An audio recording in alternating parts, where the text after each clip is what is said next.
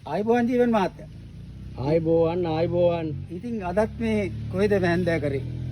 අපේ මේ සුනිල් ධර්මසිරි මහත්තයා හම්බෙන්නම ආවේ. මේ වගාව බලාගෙන. ඔව්. වගාවේ වගතුක පොඩ්ඩක් ඉගෙන ගන්න. ඒව ගැන නම් ඉතින් කියලා දෙන්න කාරණා බොහොමයි. ඉතින් මේ බලන්නකෝ. දැන් මේ ලොකු ජම්බු ගහ හදාගන්න මට ඕන උනේ පොඩි තාක්ෂණයක්නේ. මේ පොඩි අතු කෑල්ලකින් කරපු වික්‍රමයන් ඔය තියෙන්නේ. ඉතින් මේ අපිට මේ කෘෂිකර්මයේදී හරීම වැදගත් මේ බද්ද පැලයක්, ලේයර් පැලයක්. ඒ කියන්නේ කුඩා පැල හැටියක ගෙඩි හැදිලා තියෙනවා දකින්න. ඉතින් මේකට යන්නේ මේ බොහොම පොඩි ශිල්පීය ක්‍රමයක්. ලොකු දෙයක් නෙමෙයි. ඒ වුණත් මම අද මේ කියන්න හදන්නේ මේ ජම්බු ගහ ගැන නන් නෙමෙයි. මට කියලා දෙන්න ඕනේ මේ රජරට ගොවි ජනතාවට මම ඕන තරම් අහලා තියෙන එකක්. අනේ මහත්තයා මේ මුරුංගාතු හැදුවට හරියන්නේ නැහැ නේ කියන එක තමයි හුඟ දෙනෙක් කියන්නේ. ඒ හේතුව මුරුංගාතු මුල්ලක් දවන්න අමාරුයි කියන එක.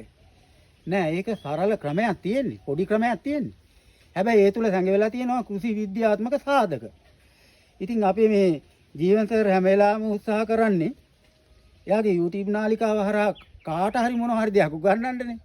ඉතින් අපිත් දැන් මේ අවුරුදු 20 30 ගාණක් ඔය කෘෂිකර්මයක හැප්පුණු මිනිස්සුනේ.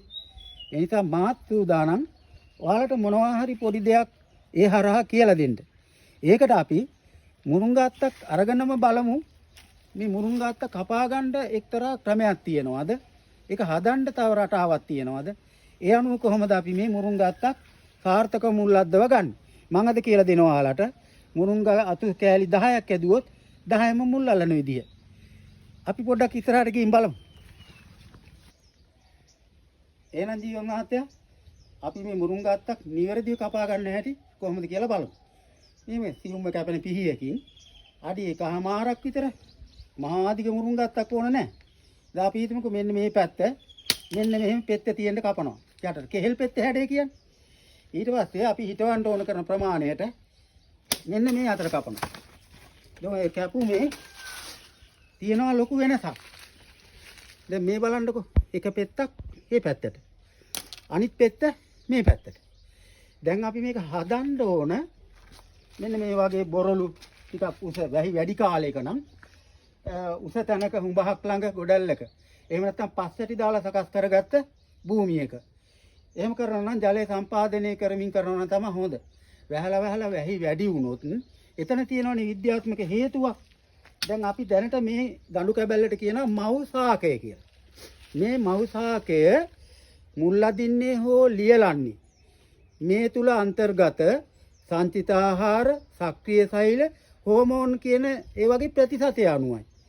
එතකොට මේ දඬු කැබැල්ලක හෝ බීජයක් ප්‍රරෝහණය වෙන්න පොළවේ පැලවෙන්න ඕන කරන ප්‍රධාන සාධක තුනක් තියෙනවනේ. ඔය කුසි විද්‍යාව ඉගෙන ගන්න හැමෝම දන්නවනේ ඒක. ඒ කියන්නේ පාංශු වාතය, තෙතමනය, උෂ්ණත්වය කියන සාධක තුනම ඕන. එතකොට වැහැලා ජලයෙන් පොළව සම්තෘප්ත වෙලා තියෙන වෙලාවට පාංශු වාතය නැහැ. එතකොට ඉතින් අන්න අර ගොවියෝ කියන මුරුංගාතු 100ක් හැදුවත් පැලවෙන්නේ නැහැ තමයි. පාංශු වාතය නැතුව ශාකය සූසනය කරන්නේ නැති නිසා. එතකොට මේ වගේ බොරළු ගොඩක උස්තැනක පාංශු වැටියක වගේ හදනවා නම් ඒත් මේ කපාගත්ත ආකාර දෙක දෙකලවරේ දෙපැත්තට තියෙන්නේ. මේ අනුව මේක හදා ගන්න ඕන ඊටාම නිවැරදි ක්‍රමයකට. දැන් අපි හිතමු මෙන්න මෙහෙම අපි වලක් හාරගෙන මේ වලේ මේ පැලෑටිය හදනකොට මේ දඩු කැබැල්ල හදනකොට විශේෂයෙන් මතක තියාගන්න ඕන මේ කෙහෙල් පෙත්ත ආකාරයෙන් කැපුව පැත්ත මෙන්න මේ ආකාරයටම ඇලාකාරව ඔන්නෝම හිටව ගන්න. හිටවගෙන මේ මුල හොඳින් අපි තද කර ගන්නවා හෙල වෙන්නේ නැති වෙන්න. ඊට පස්සේ දැන් බලන්න ඉහළින් කැපුම. මේ ඉහළ කැපුම තියෙන්නේ මෙන්න මේ ආකාරයට. මේ බලන්න මේකේ මේ තෙතමනේ මතුවෙනවා. මේ තෙත ගලාගෙන එනවා. ඒනේව බැහැලා යන්න තියෙන්න ඕන. එතකොට අපි අර යටපැත්තේ කපපු පෙත්තේ තිබුණ හැඩය අනුව පළවෙනිම මුල් ඇදීම මෙන්න මෙතනින් සිද්ධ වෙන්නේ. මුලක් දෙකක් ඇවිල්ලා තමයි ගහ මේක මුල් අල්ලලා හැදෙන්න පටන් ගන්න. එතකොට මෙතන නිසා මේක උඩ කුරුල්ලෝ ජරා කරනවා, වැහි පිනි බිඳු වැටෙනවා. මේකෙන් ගම් එකක් මතුවෙනවා මුරුංගලියෙන්. ඒ මතුවෙන ගම් එක දැවටිලා මෙතන කුණු වෙන්න පටන් ගන්නවා. කුණු වෙන්න පටන් ගත්තොත් මේ මවුසාකේ තියෙන සංචිත ආහාර සක්‍රීය සෛල හෝමෝන කියන ඒවා මේ තුවාලය හොඳ කරන්න වැය කරනවා. යටපැත්තෙන් මුල් අදින්න උත්සාහ කරනවා. එහෙම වුණාම මෙයාට බැරි වෙනවා. ඒ ගබඩා කරගත්ත ආහාර මදි වෙලා ජීවිත සටනක් අරින්න වෙනවා. ඒ කියන්නේ මුරුංගාත්ත පැලවෙන්නේ නැහැ. ඒකටම හරියන්න ගොවින් ආයි කරන වැරද්දක් තමයි මෙන්න මේ අයුරට සමාන්තර පෙත්ත තියෙන්න කපලා මෙහෙම ඇදුවාම.